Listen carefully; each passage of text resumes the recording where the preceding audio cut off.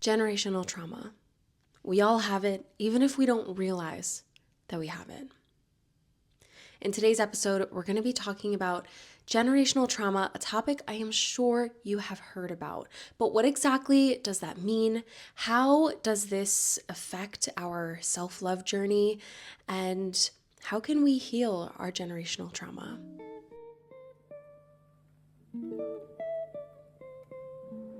Hello and welcome back to the Self-Love Archives. I am your host, Julia Salvia. I am not just your host, I'm your self-love bestie, your self-love guide, your self-love big sister. And you're in the right place because we have a juicy episode today talking about generational trauma.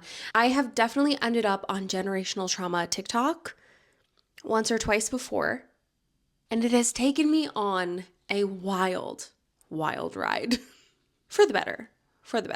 Before we get into today's episode, I have made the very tough decision to decide to post every other Sunday rather than every single Sunday. Taking on the Self-Love Archives podcast and starting the Self-Love Archives was something that I've been trying and wanting to do for such a long time, but I think my biggest fear in doing it was kind of so many things, but one of them was, am I going to have enough time for this? As much as I have prioritized the Self-Love Archives, I want to be ahead. And I keep falling behind. I keep feeling like I'm falling behind. And maybe you guys haven't noticed, but there have been a couple of weekends where I haven't posted an episode. And mainly it's because I either procrastinate or it just gets so close to the date where there are some technological issues or there are issues with space on my computer or on my phone to actually get these episodes to you guys. And I really wanted to be ahead before I launched everything, but it just didn't happen that way. And it's totally okay. So without me over explaining everything, I've decided to, from this point, post every other Sunday. You guys will still see an episode next week, which I believe is the 11th. So you'll still see an episode next week on the 11th of February at 12 o'clock Eastern time. And then I will be posting every other Sunday. So you'll see an episode on the 11th, and then the next episode after that will be on the 25th.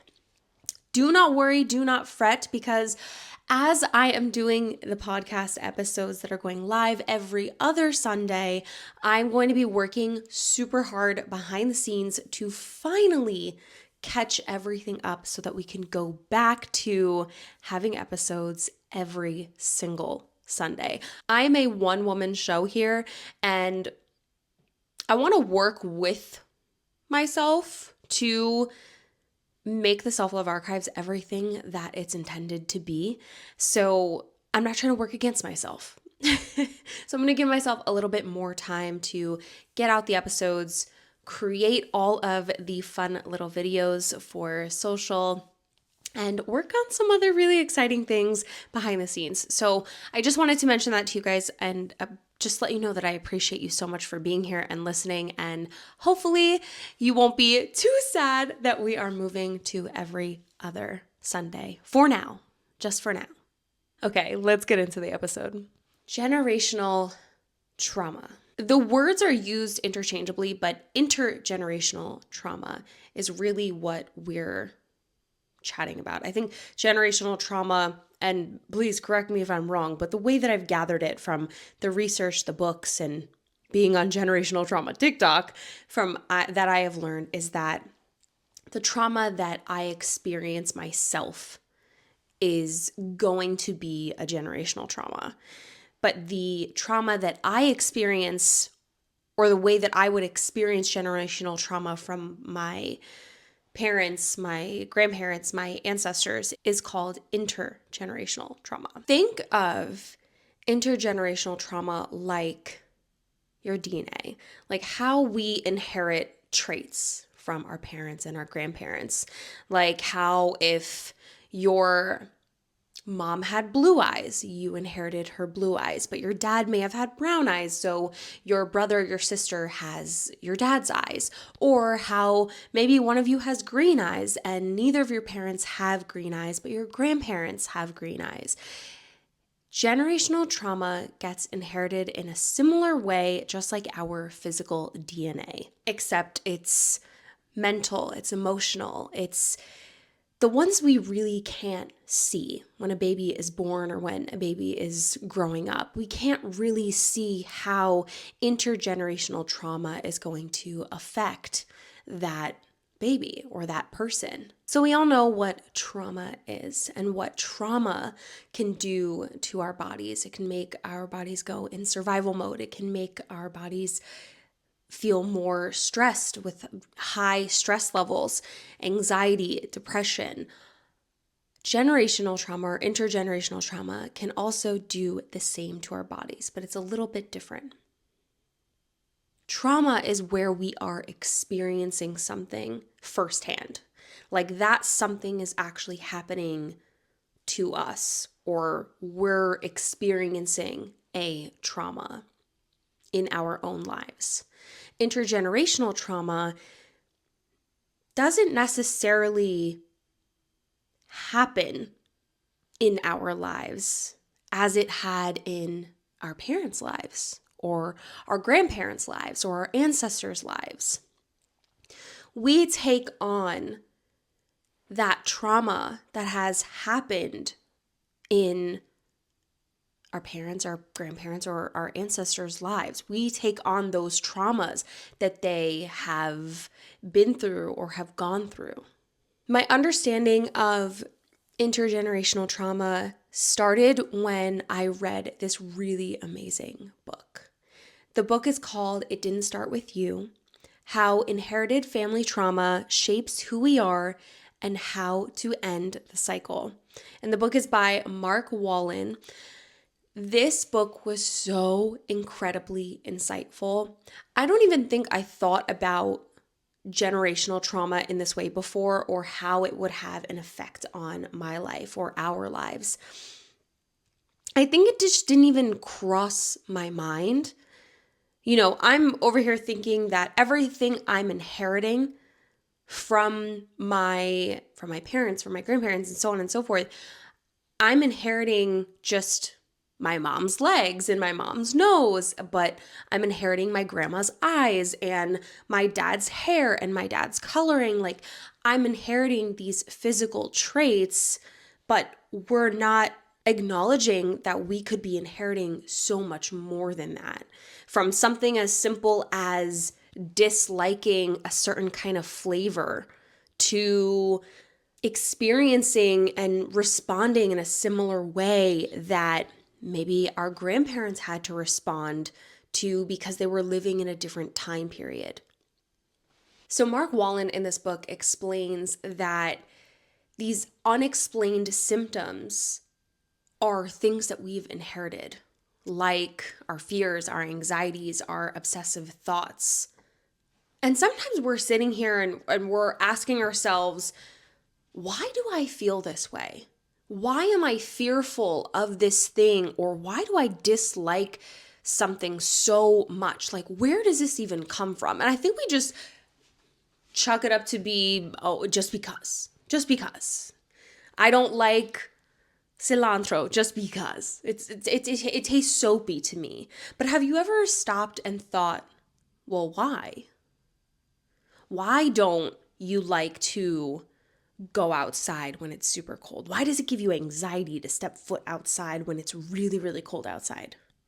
Or why have you had these obsessive thoughts about wanting to harm yourself? Before we move on into this episode, we are going to talk about quite a few things along with trauma. I'm sorry, I should have mentioned this in the beginning of the episode. Generational trauma and trauma in general is a really tough subject. We've been talking about some really tough things. I think next week we're going to have to lighten the episode a little bit, but I actually have an idea for next week's episode.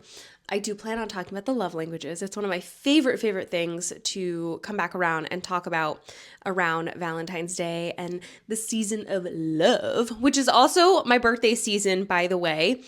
All of February is my birthday this year. It is Pisces season all of February. Sorry, Aquarius, I love you to death, but it is Pisces season all of February, even though I have a lot of Aquarius in my chart, so it's fine. I do turn 30 this year, which is crazy to absolutely think. I'm super excited about turning 30, but I'm going to have a birthday episode on the 25th. So look out for that episode. But next week, so I guess the next two episodes within February are going to be a lot more exciting and not so deep. Maybe, I get deep in all the episodes, but just wanted to stop for a second and let you guys know that today's episode is going to be one of those deeper episodes. So if you need to pause and take a moment for yourself, or if you need to come back to this episode when you feel like you are in a more healed space, please do not hesitate to do that. But I love ya, and I promise we'll be back next week on the 11th with a little bit lighter of an episode talking about the love languages. But anyways, let's get back into it. So we think that these symptoms that we're having, these anxieties, these fears, these dislikes, these responses that we're having, we think that these unexplained symptoms are ours. We think that these are our problem, that we started them. And that is not necessarily, if at all, the case. So to understand how generational trauma works, I have two stories from this book that I want to share with you. One is actually a scientific lab thing. I am so far out of college at this point that a lot of the things I say are so intelligent, and then sometimes I just go dumb for 5 seconds.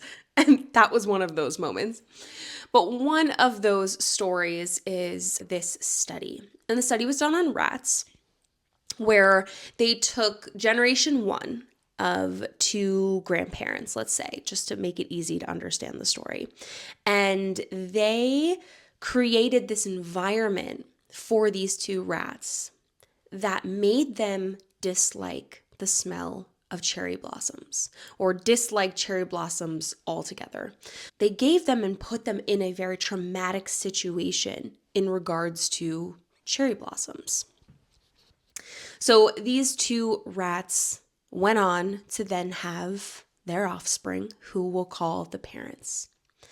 The parents were not put in this traumatic situation with the cherry blossom, but when put into a situation with cherry blossom, they immediately disliked it. Their response to the cherry blossoms was very similar to that of the grandparents' response to the cherry blossoms when they were in the traumatic situation.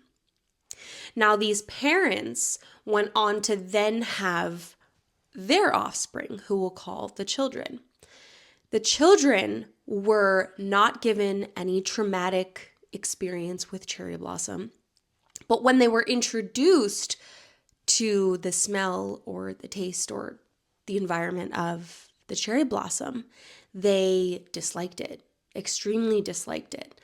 And that's kind of how generational trauma works. There's this trauma that happens generationally to our ancestors or grandparents or our parents, and the way that we respond to a situation that is similar to that of the traumatic event that our ancestors experienced is the generational or the intergenerational trauma. Another example is a very tough one. I could barely read the book, honestly, as I was listening to this one. But it is a really great example of how these unexplainable symptoms that we're experiencing may have to do with intergenerational trauma. This girl had come into the therapist or psychologist's office, and she had been experiencing the feelings surrounding wanting to kill herself. And she didn't understand why. There was no reason why. She lived a great life. She was surrounded by great people, but really couldn't understand why she didn't want to be on this earth. After doing a little bit of digging, the psychologist found a little bit more information about how this girl wanted to end her life. She very specifically had this urge to burn herself alive. After looking into her ancestors, more specifically her grandmother's entire family were killed in the Holocaust by being burned alive.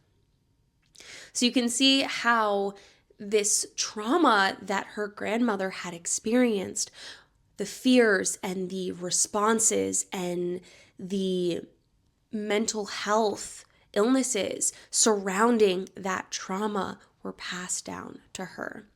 Now, this is not the case in every single case. I think we can look at this intergenerational trauma that's being passed down in the same way that we are looking at maybe our siblings, for example. I'll use me and my siblings as the example. I am short. We have no idea why, but I'm short. I'm 5'3", 5'4".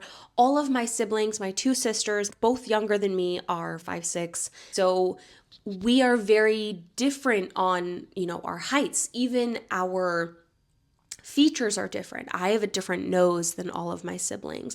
I have a lot darker features than all of my siblings. So in saying that, one sibling could have blue eyes, the other could have green, and the other two could have brown.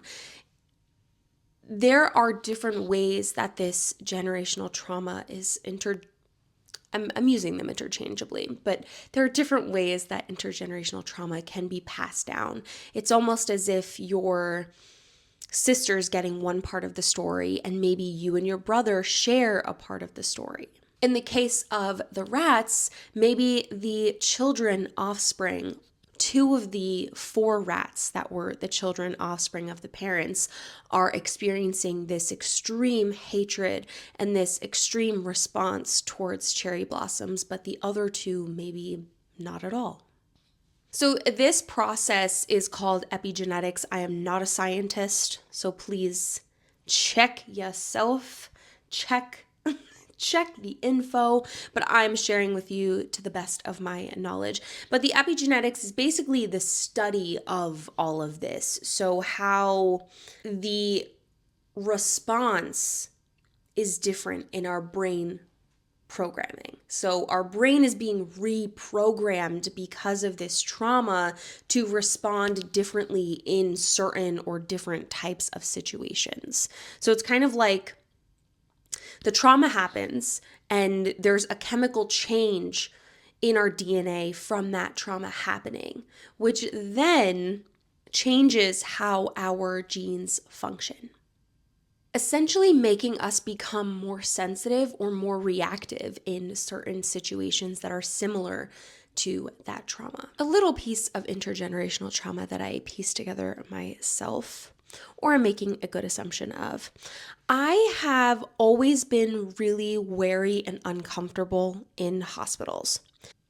There had been nothing that had ever happened to me in my life for me to directly correlate that pit in my stomach or that nervous feeling or that uncomfortable feeling that I got when I walked into a hospital. I can't think of one experience that made that make sense to me.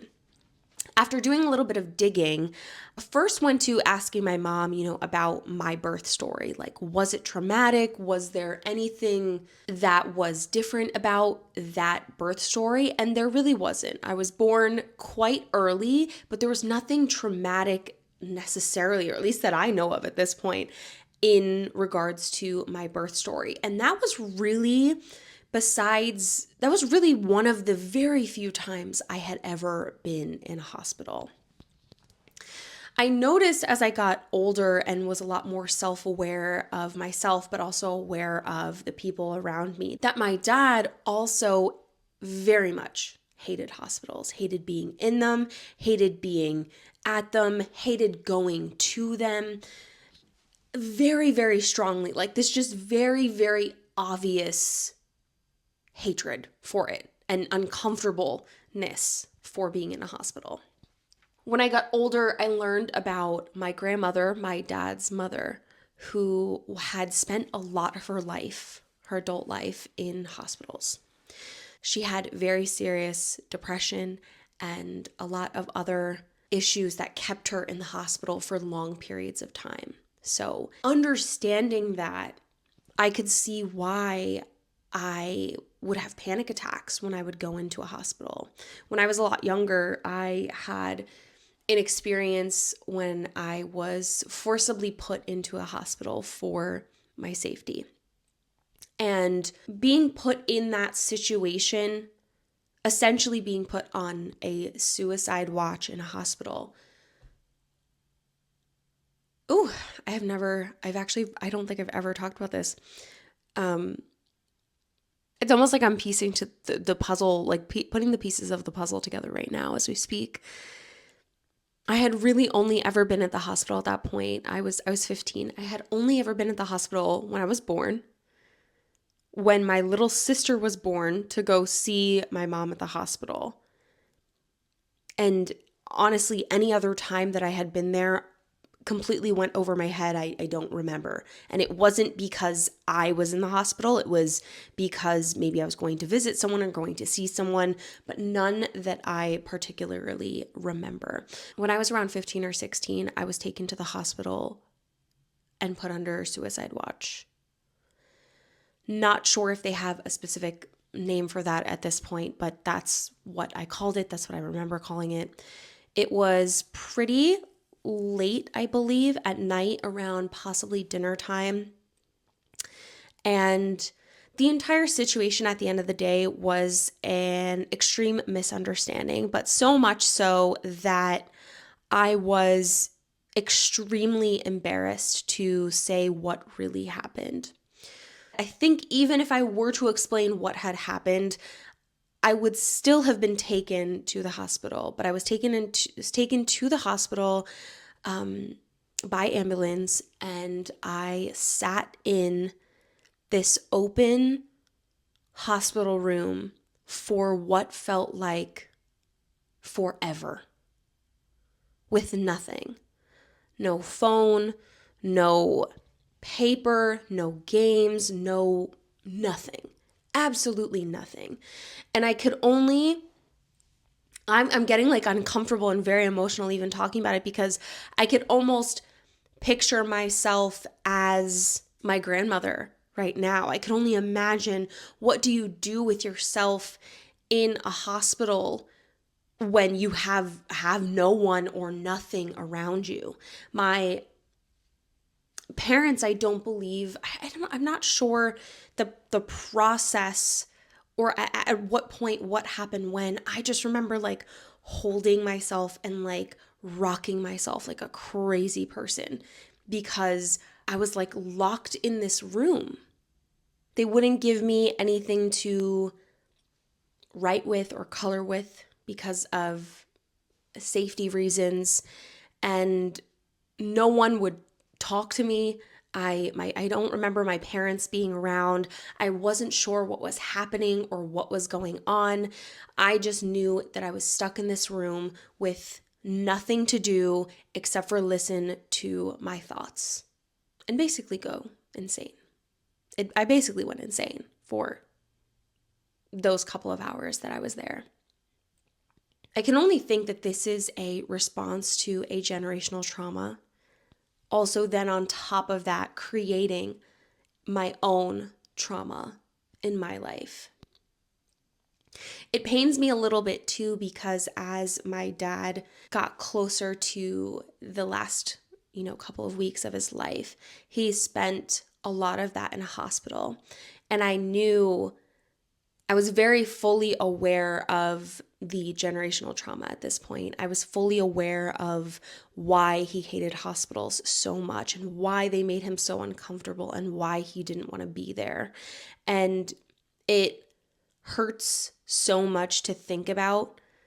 You know how they say when you are so self-aware and when you are doing the work and when you are doing the shadow work and when you are understanding everything and everyone around you, it's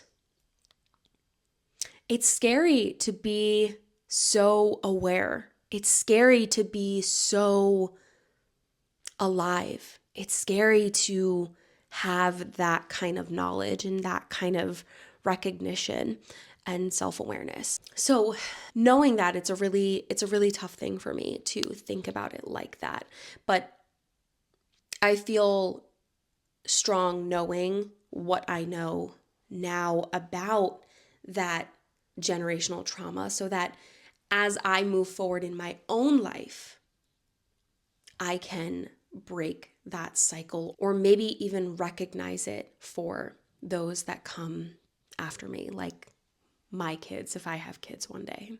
When it comes to generational trauma and actually healing this generational trauma, the first and foremost biggest thing is recognizing generational trauma, understanding what generational trauma is, and possibly even pinpointing what it may be.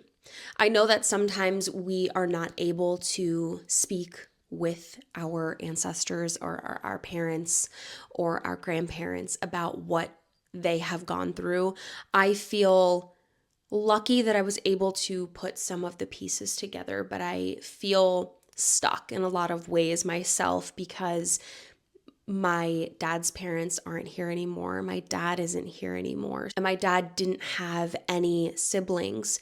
So I feel stuck in some ways in trying to figure out and uncover more of an understanding of their lives and what his life was like and what my grandparents' lives were like. So all we can do is go off of what we know and off of information that we can try to piece together and understand ourselves. Like something as big as something like, why does it make me so uncomfortable to walk through a hospital? This self-awareness of our generational traumas can also show up as understanding patterns that maybe we have gone through. The easiest pattern that I feel we've seen a lot of in movies and TV shows is we see this guy who is an alcoholic, and you'll see like a flashback to him as a kid, and he has a father who is an alcoholic. And then maybe even farther than that, you'll see a flashback of the father whose father, so the grandfather, is also an alcoholic, and how maybe those traumas are not passed down directly to us in that way, but maybe we're responding in the same way to a situation or an experience that is similar to the trauma that our ancestors had experienced. So when we feel like we're stuck, whether we can't have this type of open conversation with our grandparents if they are still here with us, or our parents if they are still here with us, hopefully we can have an open conversation with someone within our family to be able to kind of piece the pieces of our stories and our puzzles together. But if not, whether that's because we can't or don't feel comfortable to have that conversation, or we don't have those people in our lives to have that conversation, I think that using astrology could be a really amazing tool to help us not only understand who we are, but to help us contextually bring that entire story together. Astrology basically gives us the context that we're missing. It's like we're trying to piece together a puzzle, and we have all of the outer layers of the puzzle, but we're missing some of the pieces in the center. Or maybe we have a bunch of the pieces in the center of the puzzle, and I don't know who starts a puzzle by starting with the middle of the puzzle. Bless your soul. I feel like you're making it so much harder for yourself. But I know I always start off with the foundation, which is doing all the end pieces. It's the easiest way to start a puzzle. But maybe we have a lot of the inner part of the puzzle. And maybe we do have some of the foundational pieces there, like the outer edge. But we're missing some of those, and astrology can help us create the context or give us the pieces to the puzzle, the foundational pieces of the puzzle that we may be missing. Now, astrology, as you know, listening to this podcast, because I know we are smart, I know we are intelligent, I know we are open to all things. Astrology is a study of patterns. So we can take patterns from years and years ago and understand what was happening generationally then to help us understand what could we be experiencing now generationally. I was listening to this really amazing podcast. It's called the Astrology Podcast with, I believe, Chris Brennan, and he did a podcast with Aaron Fagel. It's either Fagel or Fogel. I think it's Fogel. Not great with my names today. But it is a long podcast, but it is so incredibly informational. It is a little bit more advanced on all of the astrology, but most of the beginning of the podcast really talks about generational trauma and how to use it to kind of connect the pieces with our psychology and how we can fill in, find all those little puzzle pieces to help us fill in the answers. Now, our astrology birth charts are a snapshot of the sky when we were born, but we have experienced life completely differently than everyone else. So a lot of the questions that I get with astrology, or a lot of what I've seen, people that are skeptics of astrology, right? The first curious question is, what if someone has the same birth chart as you? Well, first of all, that is so incredibly rare.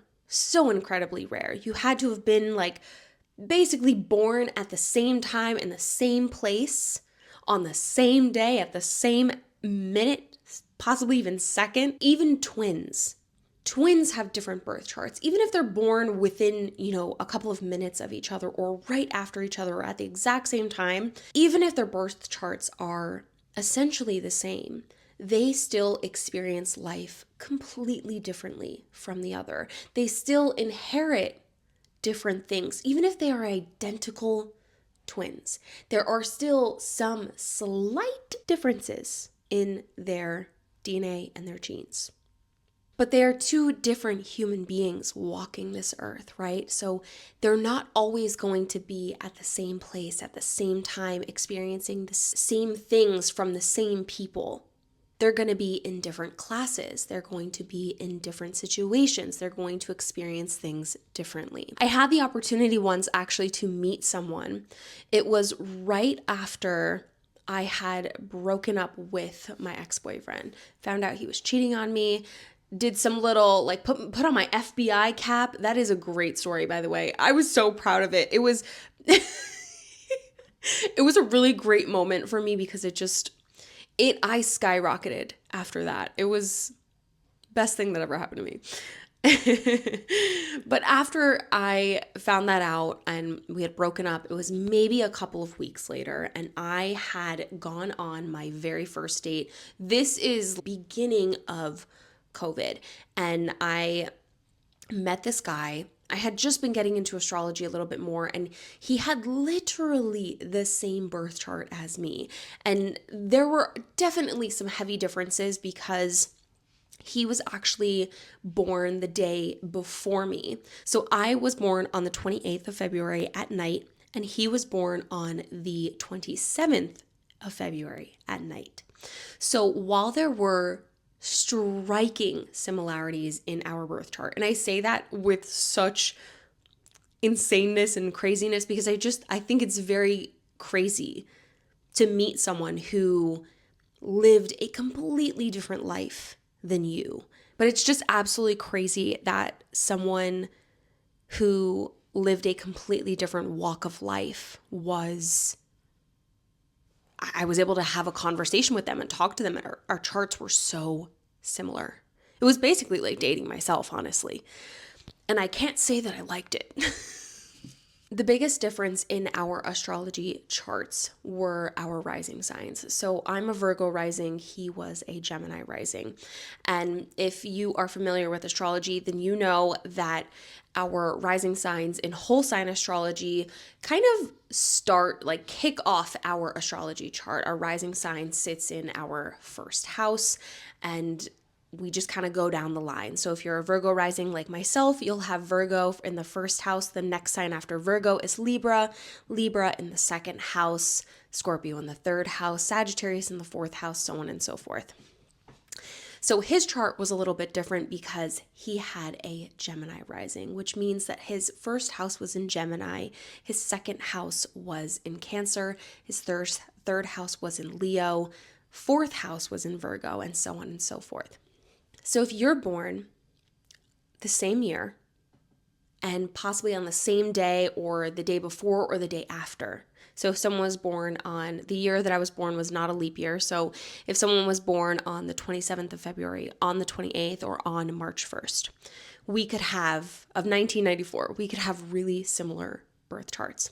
But what really changes the birth chart is the rising sign. But what does not change so quickly in astrology are the luminaries or the planets in our chart. So because he was also born at night and I was also born at night, a lot of our placements were very similar. So for example, we both had Mercury, the planet of communication, in Aquarius. So that gives us this very looking forward type of communication, this very innovative type of communication. Mine sits in my sixth house of routines and day-to-day life and health. So when it comes to my routines or when it comes to my day-to-day life or the way that I take care of my health, it's going to be very innovative. It's going to be very different. It's very much going to be, I don't want to do what everybody else is doing. But for him, that placement is going to fall in a completely different part of his chart. He's going to have Aquarius in his ninth house of education and travel. So he's going to exude that type of personality in regards to how he communicates in regards to education and travel. So with that being said, you could see how a lot of the things were very similar. So the way that we communicated, because we both had Mars in Aquarius and at a very close degree, was very similar. So I felt like I was texting myself sometimes, and it was very interesting because I have a very specific way that I text people, and it was mimicked, or it felt that way, that he was like mimicking the way that I text him by texting me. So I double text. I use a lot of periods and commas and dashes and very good grammar in my text messages. The way that I say things usually comes off like I think very cute, I guess you could say. So there were just a lot of similarities. It was so interesting to get to know someone who has such a similar birth chart to mine, but where there are also so many differences. Because when I say that even twins, in this case, long story short, how twins can even have completely different experiences within their birth charts, which is the same thing that goes for generational trauma and how that can show up in our lives. It can be so, so different. Our charts are not going to tell us exactly what we're going to go through in life because that's based on our experience. But we can use our birth charts to help us understand where those challenges may be by looking at patterns or themes. And if we have the ability to, we can even look at the similarities between the chart that I have in comparison to maybe my siblings, or we can look at the similarities between someone who has very similar placements to us. So if we all have a Scorpio sun sitting at the same degree. So it does get a little bit more complicated when we're using astrology to maybe more specifically understand our generational traumas or our challenges in life. But we can definitely overall use astrology to understand ourselves a little bit more and provide some context, maybe to things that we weren't able to piece together. Erin Fogel works with a lot of people on this specific topic. Honestly, as I was listening to this podcast, I even thought, like, let me book a session with her because this would be so interesting to see what she sees, if that's even a thing. If it works that way for her. I'm not sure if we can directly book sessions with her. And now I kind of want to go figure that out. But she said something that was so interesting, like, a lot of people come to her and they have this self-awareness, they have this knowledge, they've done the work, they are understanding of their traumas or their pain points or why they do this and what is the trigger that they're experiencing. But their question is, well, what do I do now? Now that I know all of this, now that I know what my traumas are, and I have the self-awareness that I truly need, which is the very first step in honestly our self-love journey, but in general, honestly in our self-love journey, but in regards to our traumas and our triggers and our shadow work, the self-awareness is the biggest part of it. It's being aware. It's saying, I recognize this. I'm seeing a pattern. I understand what's happening here. Well, now I have all this information. What do I do now with all of it? The way she describes it is how astrology is answering that question because it provides a lot more context.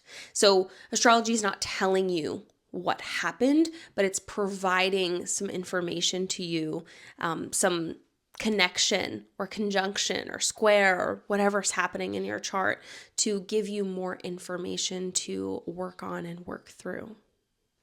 Or maybe how to work on it or how to work through it. I think that would be a really interesting episode to go beyond that self-awareness and really answer that question, like, what do I do now with it? And if I can book a session with Erin, I definitely think I'm going to, and we're going to chat about it. I think that'd be really, really freaking cool. Really cool. After looking into using astrology to help heal generational trauma, or intergenerational trauma, I found a video that was literally viewed by like 500 people.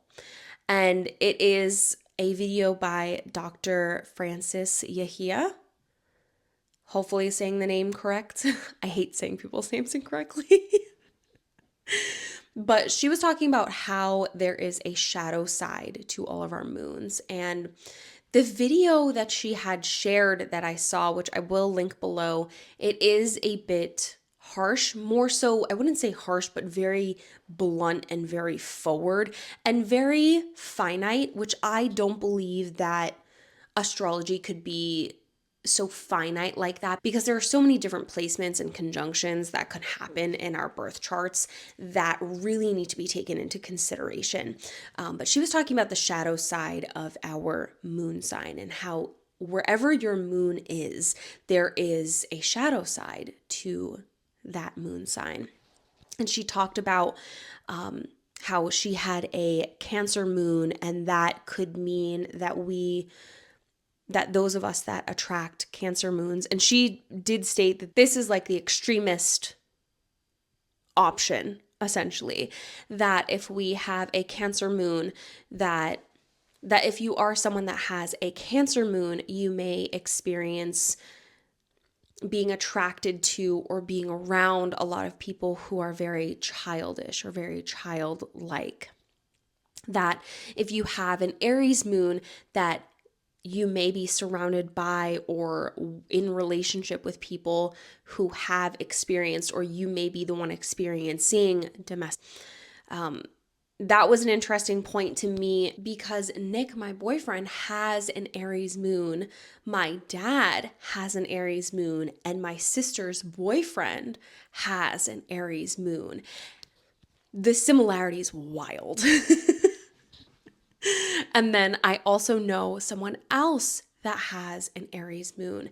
And that theme of domestic violence is a huge topic within, all of these people that have this Aries moon, whether it has directly happened to that person who has an Aries moon, or it's indirectly happened to them, or it's part of their generational trauma, or in the case with myself and my boyfriend, I'm the one that has experienced domestic violence.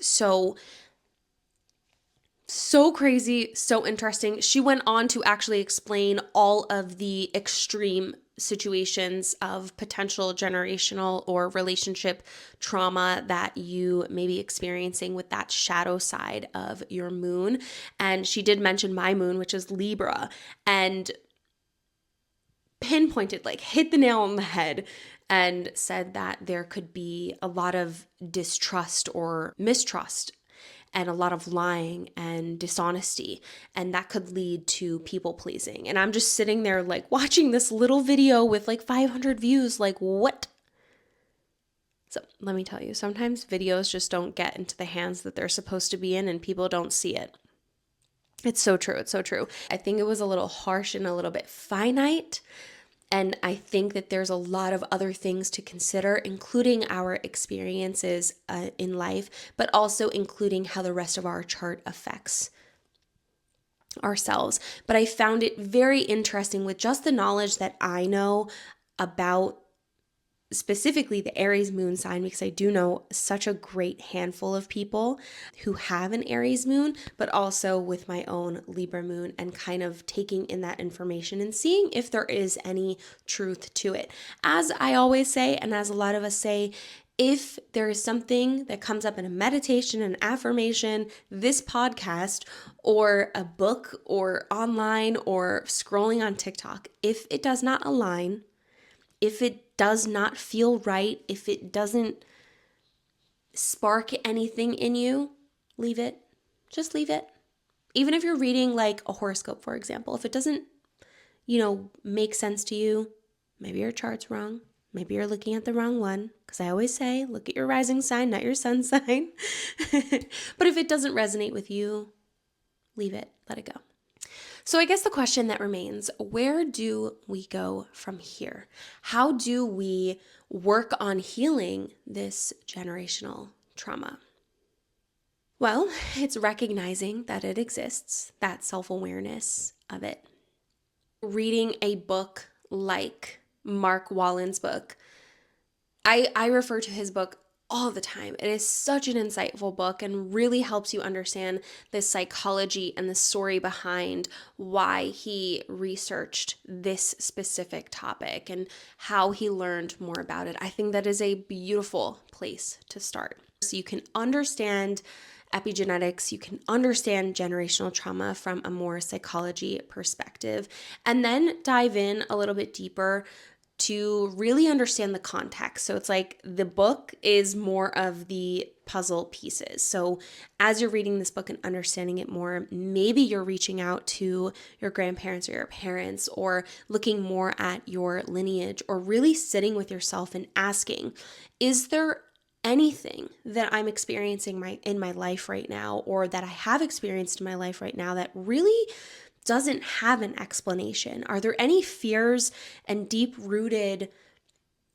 anxieties that I have, or obsessive thinking that I have, that doesn't have any explained reason? Like it's unexplainable. I don't understand why I have such a deep hate and uncomfortableness with doing this thing or being in this space, or why do I react this way to certain people or certain things or within certain situations? Because nothing has ever happened to me before specifically that I can, where I have an actual explanation for what is happening.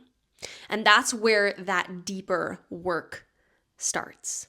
It's asking questions, not just to yourself, but to those around you, to your ancestors, to your family, your cousins, your siblings, your parents, your grandparents, if you can. I'm going to follow up with you guys about the astrology, or if you're very curious to know, follow up with me. After I'm done filming this episode, I'm going to look into see if I can work with Erin Fogel and really understand the specific placements and specific signs, maybe past the one that Dr. Francis Yehia talked about, like the shadow of the moon. I think that overall, looking at our charts, it could truly be anything. I know for me, I always look at Chiron to see where my pain and my healing is and where that sits for me. I look to my moon to see where I really put a lot of my emotional self. Like, where do I put that into my experience or my life day to day? In regards to Mars, where does a lot of my frustration stem from and where does a lot of it sit? In regards to Saturn, where does Saturn sit in my chart? And I think Saturn is such a big one, but where does Saturn sit in my chart? And where is it asking me to like set boundaries and be more disciplined in my life? I did an episode about Saturn and being in my Saturn return right now a couple of episodes ago, so make sure to go and check that out to learn a little bit more about Saturn. But even with some of the luminaries that may be more helpful, like Venus or the Sun or Mercury, where are these creating a pattern? We ask questions, we work on ourselves, we research a little bit more to understand ourselves better, whether that's through psychology, through astrology, or through talking with our loved ones, our family, our ancestors. And I think that's a really great place to start. Down below, I am going to put one of my absolute favorite astrologers, the one that I personally go to. She's one of my really good friends. We had her on the podcast a couple of episodes ago, Lizette Marie. She's amazing. I'm going to put her information down below so you can go and check her out and have a call with her. She does this really amazing call yearly. You can do it at any part of the year, and she'll do kind of like a foreshadowing of the next year and what's to come. And I think it's super, super insightful. She'll give you some dates to look out for. And it's just really a really lovely conversation every single time talking with her. So I'll put that in the comments below. And I'll also put all of the things that I mentioned in this podcast, including the book by Mark Wallen, the podcast from the Astrology Podcast with Erin Fogel, and that YouTube video that I found with a little bit more information about the shadow of the moon. This conversation about generational trauma is definitely not over, but I want to leave you with this. Just know that if there's anything in your life that you don't have an explanation to, take a closer look at that. See if it may be connected to something that isn't yours. We can store a lot of trauma in our bodies that might not even be ours either. We need to let that go, let that be. I like to meditate on those things.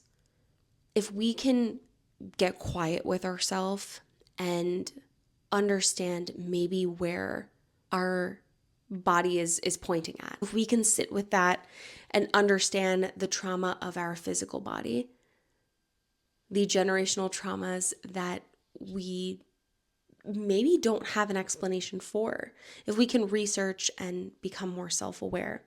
If we can become more self-aware by researching and being with ourselves and by asking questions and reading books and not just actually being self-aware, but listening to the world around us and becoming more aware of the people around us, I think that is a really amazing start.